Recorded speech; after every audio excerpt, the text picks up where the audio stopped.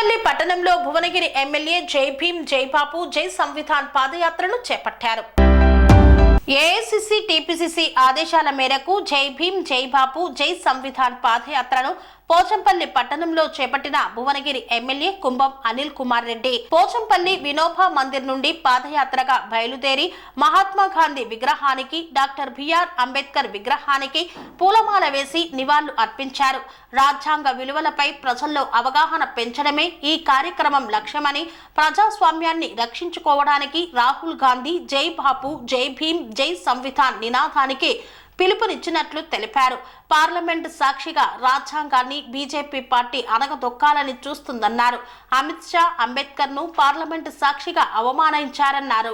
గ్రామ మండల స్థాయిలో ఈ కార్యక్రమాన్ని ప్రజల్లోకి తీసుకువెళ్లాలని కోరారు. గాంధీ అంబేద్కర్ ఆశయాలను, సిద్ధాంతాలను దేశంలో అమలు చేయాల్సిన సమయం వచ్చిందని పేర్కొన్నారు.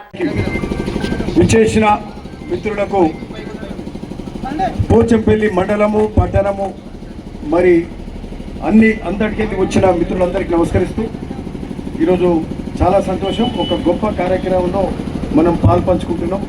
ఈరోజు ఇదైతే దేశవ్యాప్తంగా ఈరోజు జై బాపు జై భీమ్ జై సంవిధాన్ కార్యక్రమం ఏఐసిసి కాంగ్రెస్ పార్టీ దేశవ్యాప్తంగా తీసుకుంది. అంటే ఈరోజు ఈ కార్యక్రమం ఎందుకు తీసుకున్నామంటే దేశంలో ఈరోజు మరొక్కసారి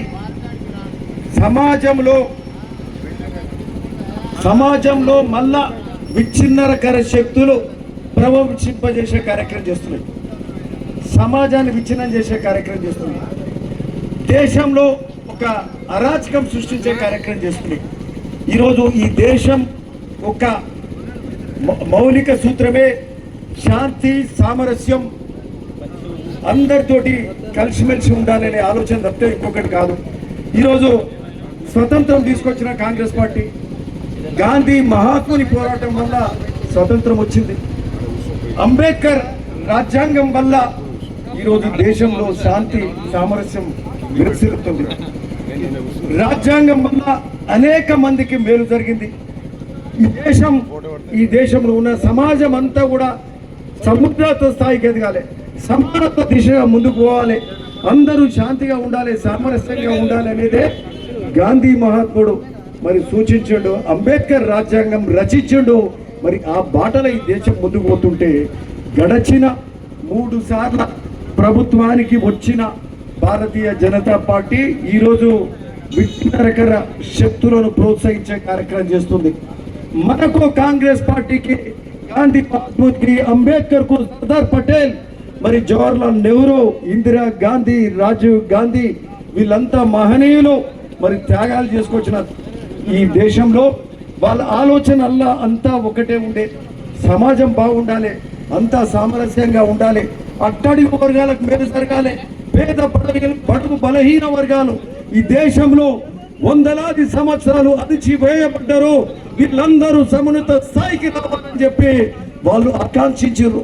అందులో భాగంగానే ఈరోజు ఈ సమాజం ఒక సమాన స్థాయికి ఎదుగుతుంది. రాజ్యాంగంలో అంబేద్కర్ రాసినందువల్లనే ఈరోజు ఉద్యోగాలల్లా రిజర్వేషన్లు ఇవ్వబడ్డది.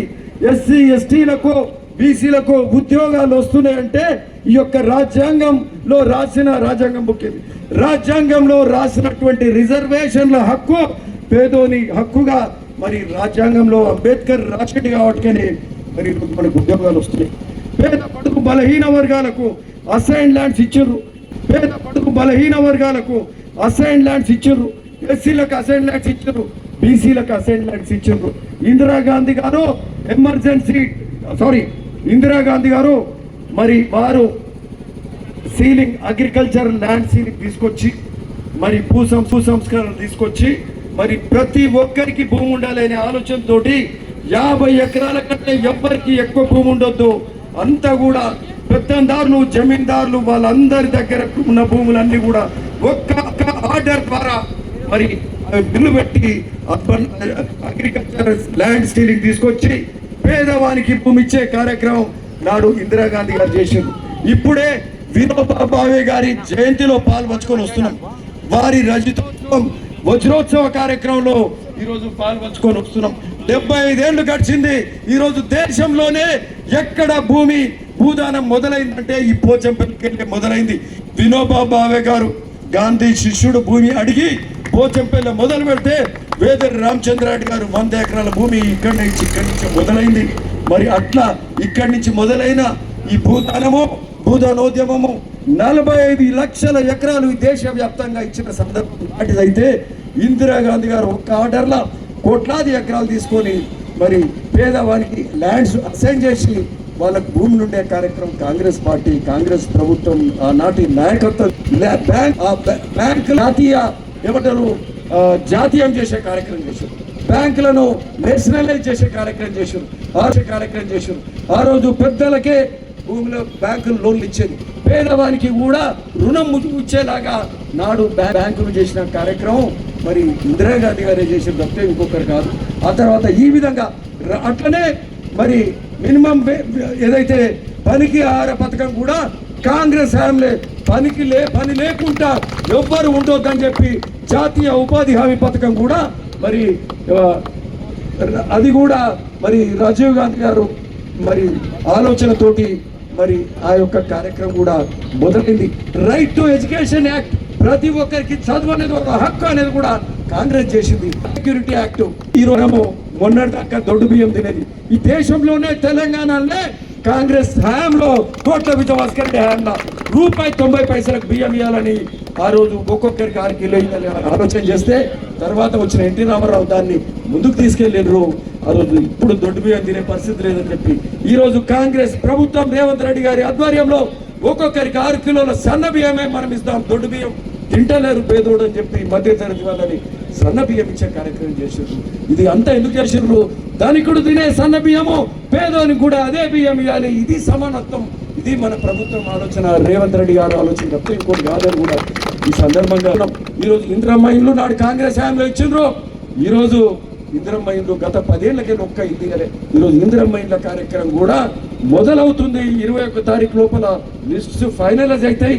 31 తారీఖు లోపల ఈ నెల ఆఖరి లోపల ఇల్లు నిర్ణయం లిస్టులన్నీ ఫైనలైజ్ అయ్యి అవి సర్వే కూడా మరొకసారి చేసి అవన్నీ కూడా ఫైనల్ చేసి ఈ వారం ఉపవసే కార్యక్రమం కూడా మొదలైతే ఎందుకు చెప్తున్నామంటే ఇది అంబేద్కర్ రచించిన రాజ్యాంగం, గాంధీజీ సూచించిన మార్గం.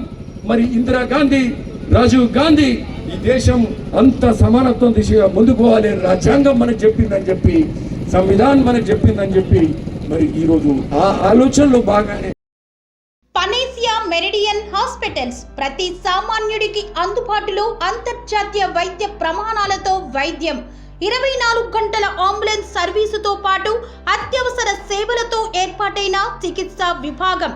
మా దగ్గర గుండె సంబంధిత, మూత్రపిండ, కాలేయ, కంటి జబ్బులకు, మోకాళ్ల శస్త్ర చికిత్సతో పాటు కోవిడ్-19, బ్లాక్ ఫంగస్ వంటి వైరస్లకు, అన్ని రకాల ఆరోగ్య సమస్యలకు నమ్మకమైన అత్యాధునిక వైద్య చికిత్సను అందిస్తున్న హాస్పిటల్ పనేసియా మెరిడియన్ హాస్పిటల్స్. మీ ఆరోగ్య సమస్య ఏదైనా ఇప్పుడు పరిష్కారం సాధ్యం.